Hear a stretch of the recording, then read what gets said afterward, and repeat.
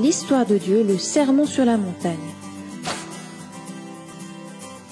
Alors une partie de l'histoire de Dieu est à propos d'un sermon que Jésus donne sur le versant d'une montagne et ce qu'il fait après. Et ça commence comme ça. Un jour, quand Jésus vit les foules se réunir pour l'entendre enseigner ou faire des miracles, il alla sur le versant d'une montagne. C'était près du lac de Galilée, près d'un endroit appelé Capernaum. De là, il donna un message sur le royaume de Dieu et de son amour. On appelle ce message le sermon sur la montagne.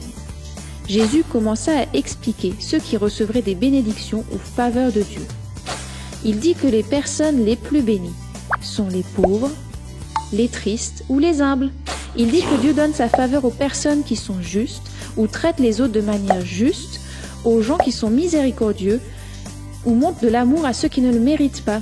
Il dit que les gens qui sont purs, qui apportent la paix ou qui sont blessés parce qu'ils ont fait ce qui est juste seront récompensés pour leurs actions dans le ciel. En d'autres mots, les gens qui aiment les autres, même quand cela les fait paraître faibles ou pas importants sur terre, sont comme des héros dans le ciel. Quoi qu'il en soit, Jésus continua à expliquer que quand on croit en lui et qu'on le suit, c'est notre travail de montrer aux autres qui il est en les aimant. Ça veut dire qu'on doit aller plus loin que juste réconforter et aider nos amis. Cela veut dire aussi de pardonner aux gens qui nous font du mal, aimer nos ennemis et donner aux gens qui sont dans le besoin. En fait, Jésus n'a pas juste parlé d'amour, il l'a montré, tout le temps. En effet, juste après avoir donné ce sermon, Jésus a passé le reste de la journée à aider tous ceux qu'il rencontrait. D'abord, alors que Jésus descendait de la montagne, un homme avec une maladie de la peau appelée lèpre s'agenouilla devant lui. Il dit « Seigneur, si tu le veux, tu peux me guérir et me rendre pur. » D'habitude, personne ne voulait être proche de ces personnes, mais Jésus l'a touché et l'a dit « Je le veux, sois guéri. » Et tout de suite, la lèpre disparut.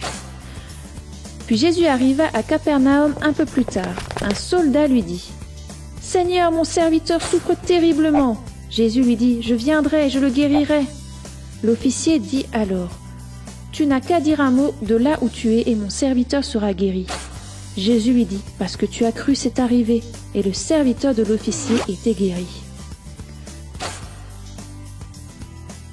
Un peu plus tard, Jésus arriva à la maison de son disciple Pierre. La belle-mère de Pierre était là aussi, couchée au lit avec une grosse fièvre. Jésus toucha sa main et la fièvre la quitta. Plus tard dans la soirée, beaucoup d'autres personnes qui étaient possédées par des démons ou étaient malades venaient voir Jésus. Il apporta son aide à tous. À la fin du jour, Jésus alla dans un bateau avec ses disciples. Soudain, une terrible tempête vint de nulle part. Les vagues commencèrent à s'écraser contre le bateau. Les disciples se rendirent compte que malgré qu'il y ait une grosse tempête, Jésus s'était endormi. Ils crièrent « Seigneur, sauve-nous! On va se noyer !» Jésus dit « Homme de peu de foi, pourquoi avez-vous si peur ?» Puis il dit au vent et aux vagues de se calmer. Et ils le firent. Ce jour-là, Jésus enseigna à plein de personnes comment aimer et leur montra ce qu'était vraiment l'amour. À chaque fois que quelqu'un alla demander de l'aide à Jésus, parce qu'il était malade, malheureux ou effrayé, il l'aidait. Tous ceux qui ont rencontré Jésus ont expérimenté son amour. Si nous aimons comme Jésus, tout ce que nous rencontrons peuvent aussi ressentir son amour. Et c'est ça l'histoire du sermon sur la montagne. Alors au cas où tu as manqué quelque chose, voici la version courte. Les foules se rassemblèrent. Jésus alla sur la montagne. Il a donné un sermon.